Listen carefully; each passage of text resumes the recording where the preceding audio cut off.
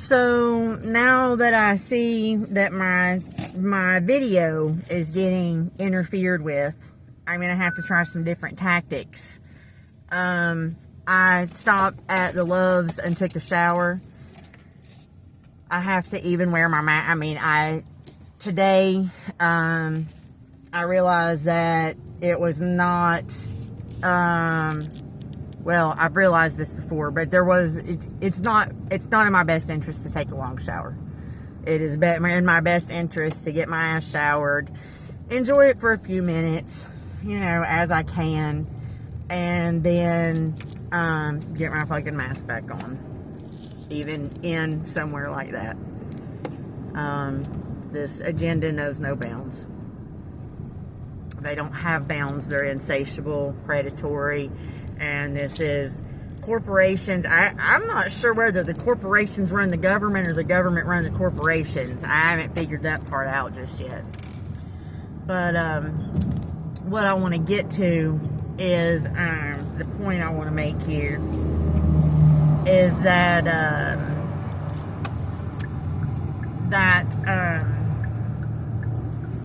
I want to pick back up where I left off, talking about the assault that I went through at 14, getting expelled at school, because getting expelled came not very, very long after the sexual assault.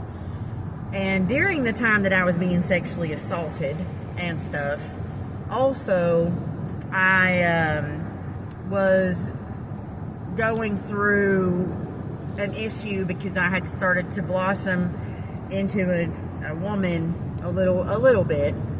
I was a late bloomer, but I started to blossom into that, and I had my Aunt Kathy, who was the wealthy one, who Big E mentally discredited, so that he could extort her money that she trusted him with. I mean, this is a sick piece of fucking garbage. Trash fucking human. And human is pushing the envelope. So anyway,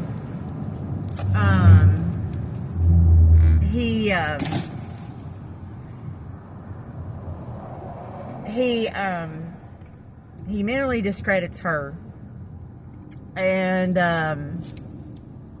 then he gets all her money, of course. And anyway, but the point of this was that I had been sexually assaulted at 14, and her husband was a fucking weirdo. She was a great woman, but her husband was not a great dude. And so what ended up happening was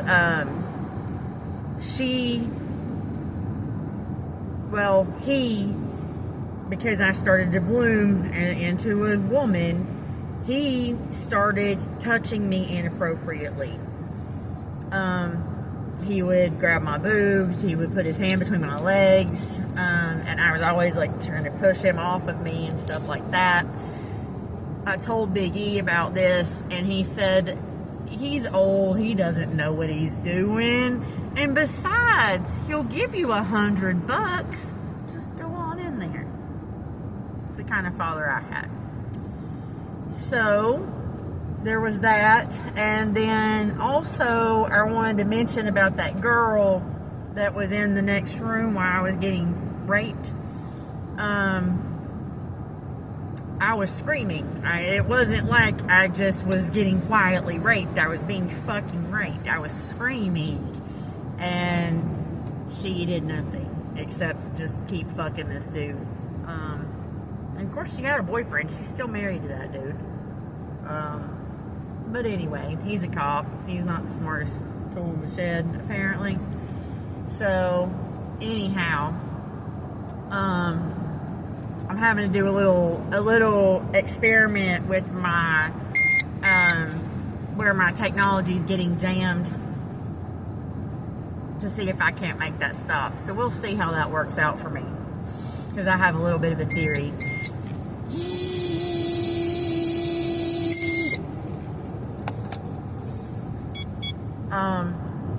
So then I start acting out a little bit. I mean, I've been drinking at home with my parents, my father and my stepmother, for, you know, years at this point.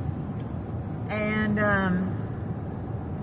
I get raped, and my uncle starts touching me inappropriately.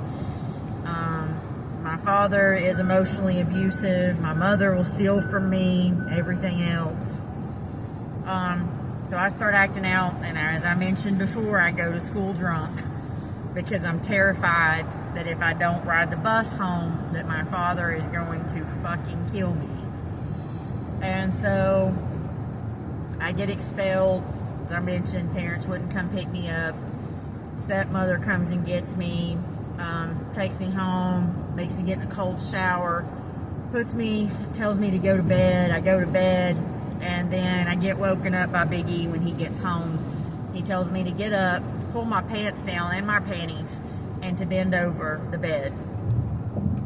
And I have to do this, probably the most humiliating thing still to this day that I've ever gone through.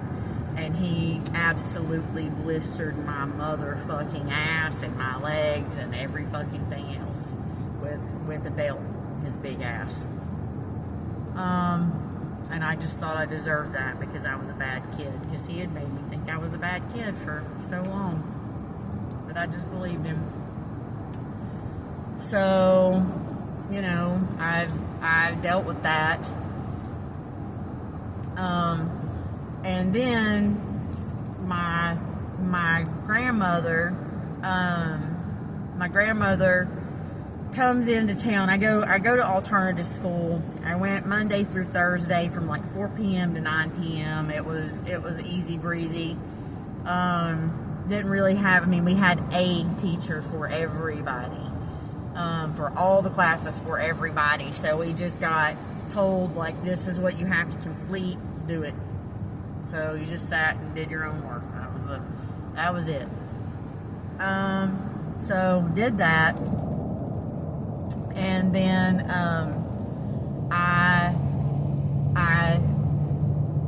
my little brother was born, and I was in love. I was absolutely in love with that child.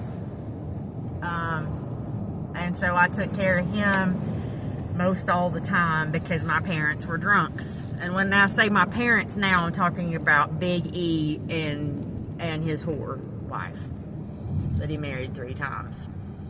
Because she was just as much a parent as Jezebel Hollywood was. So I dealt with that. Going to school and taking care of my baby brother like he was my own. I mean, he slept in the bed with me. He came from home from the hospital and slept in the bed with me. I adored this child. I mean, I absolutely fucking adored this child, and I'm not even complaining about that now. Like, I adored that child. It gave me reason.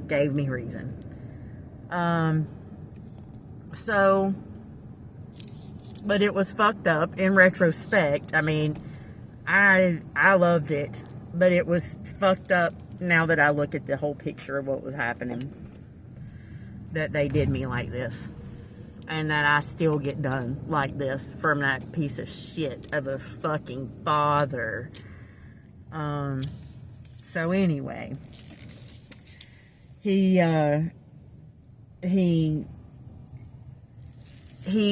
is bitching about me. I won't tell anybody that I've gotten raped or anything like that because I'm terrified of getting in trouble because I was bad and I snuck out with that whore, even though I didn't want to. I mean, it didn't matter. I would have been in fucking trouble. I had been grounded for 2 fucking years already at this point. Wasn't allowed to go anywhere, wasn't allowed to have anybody over, wasn't allowed to use the phone. So, the only time I ever got to go anywhere is if I went with Jezebel Hollywood and she took me and dropped me off at my mama's or at that whorecuck's house. So, there was that. And then, like, my nanny gave me a phone, and she let me, I hid it. I got a nightstand, and I pushed the back, like the backing, the like, plywood part of the board on the backing. I pushed that out. And, I was able to, I pushed it out. I ran the cord out of it, and then ran the cord up around it and pushed it back in and plugged it into the wall so you couldn't see it. And I had it in this, it was in a nightstand that had 2 drawers, and I had it in the bottom drawer, and I had clothes on top of it, so that it made it hard to, it made it invisible. I kept the ringer turned off. And so when everybody went to bed, I would get on the phone,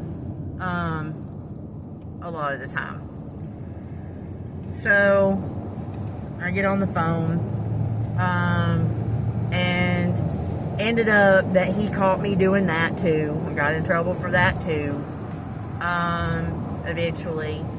And so he's bitching this whole time to my nanny about what a bad fucking kid I am. He's only been letting me get drunk at this point for like 3 or 4 years, you know. And she started getting me high, smoking weed, a couple years prior to this. That started in probably freshman year. And so my nanny comes into town, and we were having dinner over at the Horror Cup stepmother's house out off Washington Pike. And we, my grandmother was like, I guess they were talking shit about me, is I guess what happened. I don't know exactly, but I know we were sitting there having dinner, like a whole big family fucking dinner, huge, like all her family. And my grandmother stood up in the middle of like this freaking huge table, and everything being all like decked the fuck out and all that shit. Huge fucking table of people, with all these people. And I mean, it wasn't just the people at the table. I mean, this is a huge like banquet table that we were at. And so she stands up and she's like, "What? I don't know what the hell you're talking about." She drops the N-bomb about Terry's cousin's children, which was not, I mean, I wasn't real privy on that, is what it is. But what it is that they were talking shit about me, and she got mad. And she's like, "Well, I don't know who the hell you guys think you are." She's like, because, you know, she, talking about me, like, I don't know what she said about me, but she was taking up for me. And she's like, "You got these kids sitting here and blah, blah, blah." I mean, my nanny didn't give a fuck. She was very, very, very protective. Very, very, very protective of me. And so I ended up, she's like, "Come on, let's go." And I'm like, oh shit, my nanny, I mean, I'm an asshole in a lot of different ways. And I'm very defiant and mouthy, but not like her. Me and her, she was much more confrontational than I ever was. Much, much more confrontational than I ever was. Often, I would just be like, "Holy shit," like, "Oh my God, nanny," you know, like, I just like look down at the ground, and she's like, "You don't," I mean, if it wasn't for her, I wouldn't be the way that I am, because she would be like, "You do not shrink for anybody, ever, just because these people are treating you awful. You hold your head high, and you go on, you push through, and you do it in spite of these motherfuckers." So since I had her, that was my saving grace. So just to throw out you know, what kind of childhood that I had. So she takes me to live with her in North Carolina. And I start my senior year in high school, or my junior year in high school up there in North Carolina at North Buncombe. And we live next door to the creepo uncle. But I go up there and I start, you know, making friends and stuff like that. It was really hard for me though, because I had been in the same school from kindergarten all the way up through my sophomore year. Well, shy of those few months that I was in ACL, the alternative school. I had always gone to Carnes since kindergarten. And I'd had a boyfriend there when I left, the guy that I had lost my virginity to. He and I were together. And so he came up there and saw me and stuff until we broke up. He passed away later. Right after I was out of high school. He was a year younger than me.